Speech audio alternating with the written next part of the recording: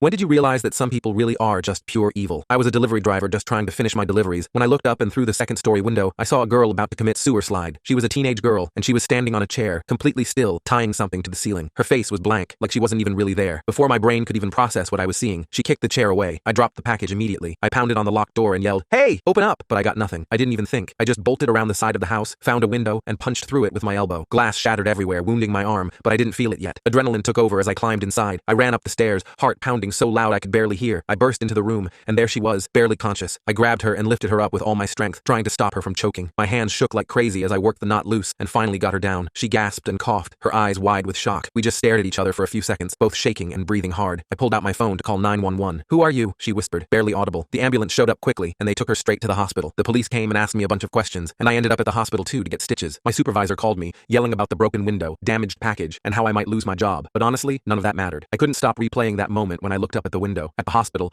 the doctor stitched up my arm. She was gentle and calm, which helped because I was still shaking pretty badly. Even after I got home, I was shaking. I couldn't sleep. I couldn't talk about it with my wife or my kids. The whole thing just ate away at me. I needed answers. So the next day, I called the hospital and asked for the girl's emergency contact info. After some hesitation, the nurse gave me a phone number. Apparently, the girl's foster parents were out of town. A man answered when I called the number, sounding irritated right away. When I explained who I was and what happened, his voice was cold, and what he said shocked me to my core. "Oh, okay, but you just said she's alive? So if she's not actually dead, why are you calling me and disturbing me on my holiday?" I went pale. I tried to explain again, but he just snapped, "Look, we've got 8 foster kids here. You think we care about every little drama? We feed them, we get the checks. Ellie keeps to herself. Not our problem if she's unstable." I clenched the phone so tight my knuckles turned white. "She tried to take her life," I said slowly, hoping he'd realize how serious this was. "And you stopped her. Congrats," he said flatly, then hung up. I just stood there staring at the wall, feeling completely hollow. I had never heard someone talk about a kid like that. It explained everything. The lifeless expression on her face, the emptiness in that huge house. No one had cared enough to notice she was hurting. In the weeks that followed, I couldn't get her out of my head. The nurse actually called me at some point to tell me Ellie had asked about me. She said she remembered the way I looked at her when I found her, like someone actually cared. Hearing that made something inside me shift. It made me want to show up again. About 2 weeks later, an address close to hers showed up on my delivery list again. It wasn't her house, but it was close enough to where I could knock on her door and pretend I'd made a mistake, and so I did. When I knocked, Ellie opened the door. She looked just as sad as ever, but she saw me and recognized me right away. "You're the package guy," she said softly. "Yeah, that's me," I replied, awkwardly mumbling something about getting the wrong address. I was going to just walk away, unsure of what to do, but then she asked me, "Do you ever think about what would have happened if you hadn't looked up?" I froze. I went to respond, but before I could, a woman appeared behind her in the doorway. I realized it was the foster mother. Her face changed when she saw me. "You," she said coldly. I nodded politely, but she stepped forward, blocking Ellie. "I didn't expect you to show up again. Because of you, we had to spend money to put her in therapy. We don't need any more of your interference." "I was just delivering something," I said, trying to stay calm. "Well, you did more than that. You cost us money," she said sharply. "And don't pretend you're some hero. You're not her guardian angel. You're just a delivery guy who happened to look up." I didn't respond. I glanced behind her at Ellie, who was quietly watching everything. Her eyes met mine, and she gave me this scared, shy look, almost as if she was begging me for help. I couldn't finish the story here. The full video is on my channel and linked below.